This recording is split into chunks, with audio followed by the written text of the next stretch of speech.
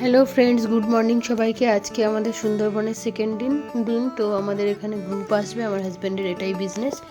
তো এখানে এরা আসছে হচ্ছে 70 পিপলস, আর এরা হচ্ছে অ্যাপোলোর স্টাফ। তো এদেরকে এই বোটে তারা সারাটা দিন আজকে কাটাবে। আর একটাই পয়েন্ট দেখবে, একটা কি দুটো পয়েন্ট, একটা হচ্ছে ঝাড়খালি আর একটা রবীন্দ্রনাথের একটা বাংলো আছে, বেকন বাংলো, ওখানটায় যাব আমরা। চলুন, সকাল থেকে ভিডিওটা স্টার্ট করেছি। আর কিচেনের দিকে যাব, আমাদের যে গ্রুপ আসবে তাদের জন্য কি খাওয়া দাওয়ার ব্যবস্থা করা হয়েছে সেটাই দেখাবো, দেখিয়ে দেন তারপরের ভিডিওগুলো আবার শ্যুট করবো।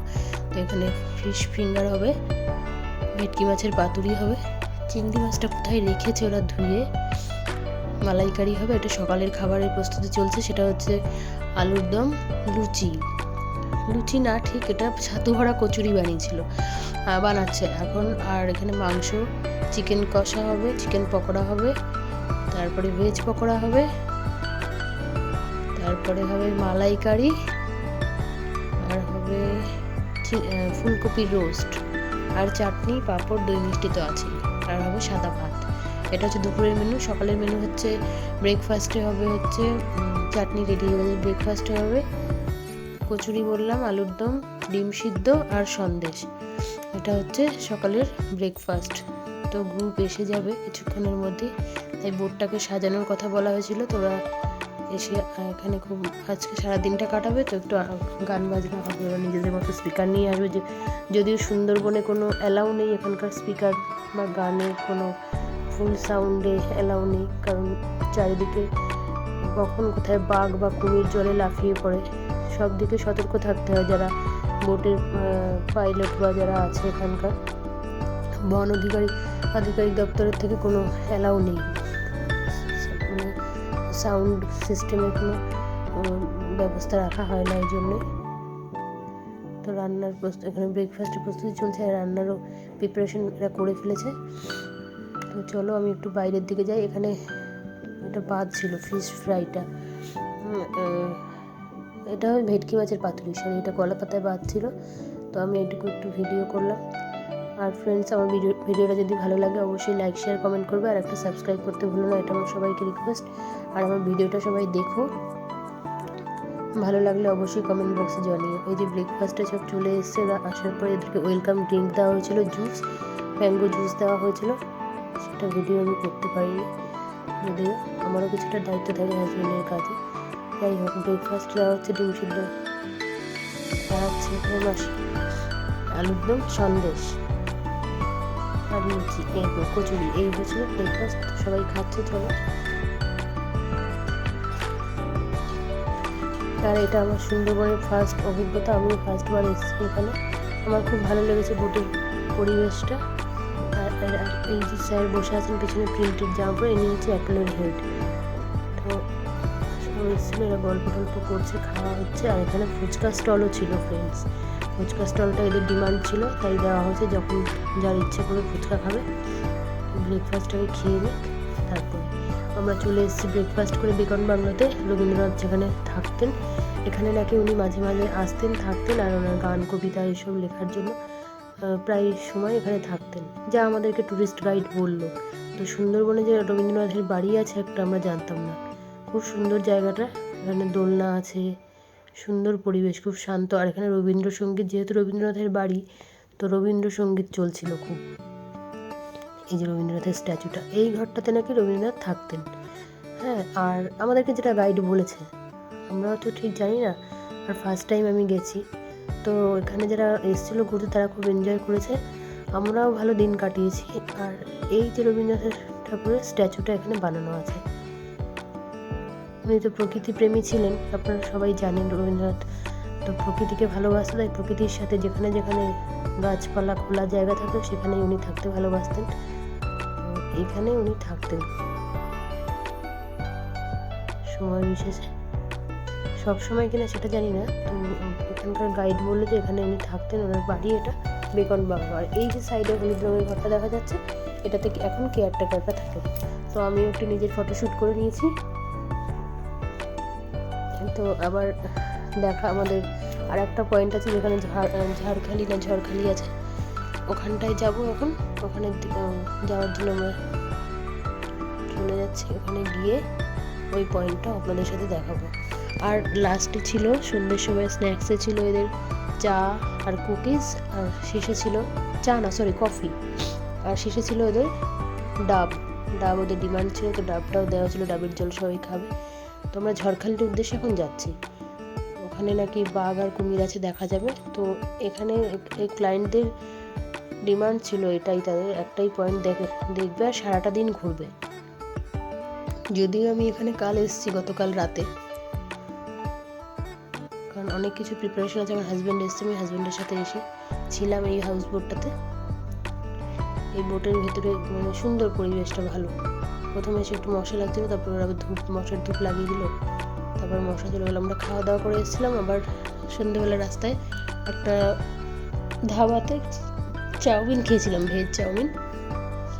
সেই চাউমিন খেয়ে আবার রাতের খাবার প্যাক করে এসেছিলাম। আর এখানে এই দাদা হচ্ছে ফুচকা কাউন্টার লাগিয়েছে। এই বোটে একটা আছে, মানে দুটো বোট বুক করা হয়েছিল, আর একটা বোটের ওই সাইডে ওটাতেও ফুচকা স্টল লাগানো আছে। তো দাদাকে জিজ্ঞাসা করছিলাম কি কাজ করো, তাই দাদা বলছিল আমি দিনের বেলা এমনি ভুসিমালের ব্যবসা, এটা পার্ট টাইম করে। সবারই তো এখন এক টাইম কাজ করে হয় না সেরকম, তার জন্য পার্ট টাইম ফুচকাটা করে। যাই হোক, ফুচকাটা খুব ভালো, আলুটা মাখা হয়েছিল বাদাম ছোলা দিয়ে, বেশ সুন্দর, জলের টেস্টও খুব সুন্দর ছিল। এই যে অ্যান্টনি, ও হচ্ছে আমাদের গ্রুপের, যে গ্রুপটা গেছে তাদের হচ্ছে মানে আমার হাজব্যান্ডের পরিচিত আর কি, ওর মাধ্যমে গ্রুপটা আমাদের কাছে এসেছিলো। তো ফুচকাটা কেমন হয়েছে আমার হাজব্যান্ড খাচ্ছে, আমি জিজ্ঞাসা করলাম, বলছে খুব ভালো হয়েছে। আমিও খেলাম, সত্যি খুব ভালো হয়েছিল।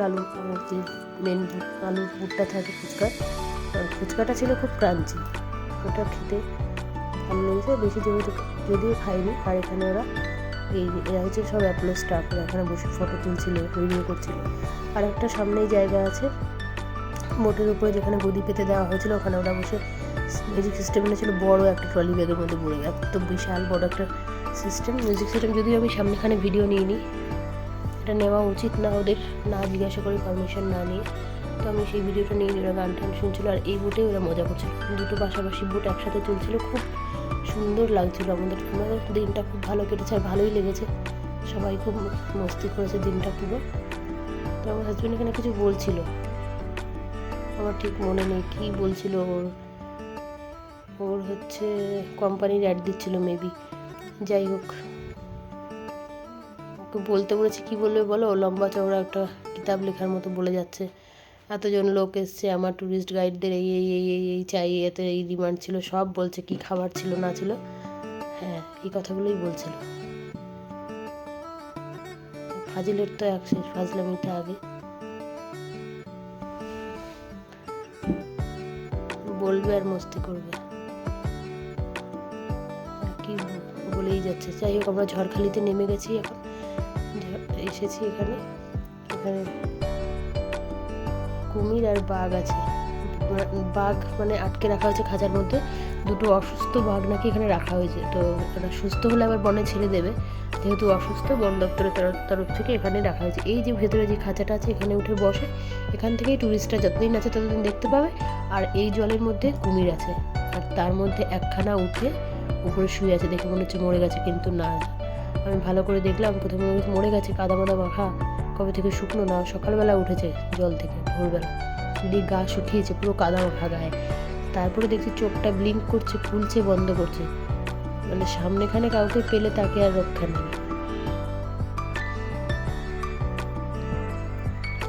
এই জঙ্গলের পাশ দিয়ে আমরা গেছিলাম, যেখানে কুমির দেখার রাস্তা।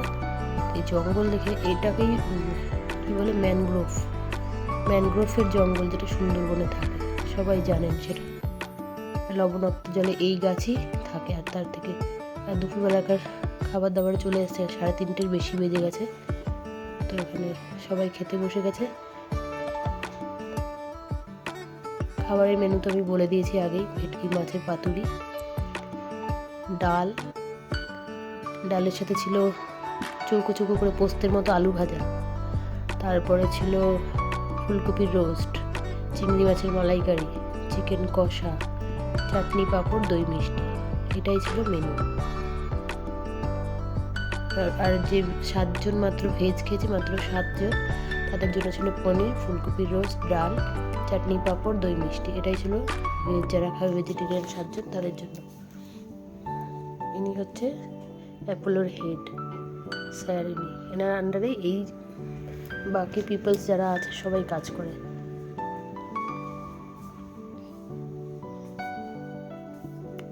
তো এই স্যারটা খুব ভালো, আমার সাথে পরিচয় করেছে এসে। তো ওনাকে জিজ্ঞাসা করছিলাম স্যার খাবারের টেস্ট কেমন, স্যার বললো অসাধারণ, খুব ভালো টেস্ট হয়েছে খাবারের, একদম ঘরোয়া, খুব তেল চিপচিপে খাবার না, বেশি তেল দেয়নি, মশলাও খুব লাইট। আমরা বলেই দিয়েছিলাম যেহেতু অ্যাপোলো হসপিটালের সব স্টাফ আছে তোরা লাইট খাবারই খাবে, আর হাইজিনিক, সব থেকে বড় কথা। খাবারের টেস্টও খুব অসাধারণ ছিল। আর আমরা খেতে বসেছি, প্রায় 4:30 বেশি বেজে গেছে। তো আমি খেয়েছি ফুলকপি রোস্ট বানিয়েছিল, আর হচ্ছে ভেটকি মাছ, আর একটা চিংড়ি মাছের মালাইকারি খেয়েছিলাম। আর কিছু খাইনি আমি, যেহেতু অবেলা এত বেলায় খেয়ে না আমার শরীর খারাপ করে, তাই আমি বেশি খেতে পারি না। তো এটাই আমার খাবার ছিল। আর একটু দই খেয়েছিলাম, চাটনি কিছু খাইনি। আর আমার হাজব্যান্ড তো মাছ খায় না, ও চিকেন খায়নি, ফুলকপি আর ডাল দিয়ে ভাত খেয়েছে। না, পনির খেয়েছে, একটু পনির ছিল, পনিরটাও খেয়েছে।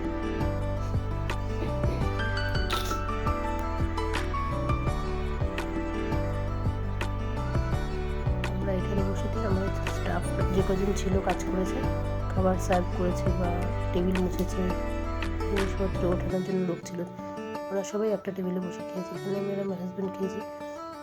তো চলুন, আজকের ভিডিওটা যদি ভালো লাগে আমার, অবশ্যই একটা লাইক শেয়ার কমেন্ট করবেন, আর সাবস্ক্রাইব করতে ভুলবেন না। সবার কাছে আমার, যারা নতুন আমার ভিডিও দেখছেন আমার পেজে, অবশ্যই একটা লাইক করে দেবেন। তো আমরা এখন বাড়ির উদ্দেশ্যে চলে যাচ্ছি, সন্ধে হয়ে গেছে, এখন 7:30 প্রায় বাজে, আমরা বাড়ির জন্য রওনা হয়েছি।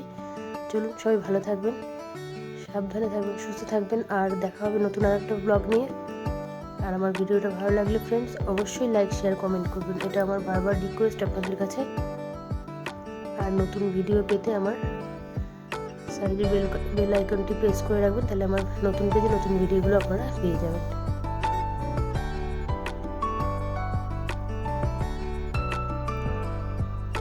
শুভরাত্রি সবাইকে, ভালো থাকবেন সবাই, টাটা।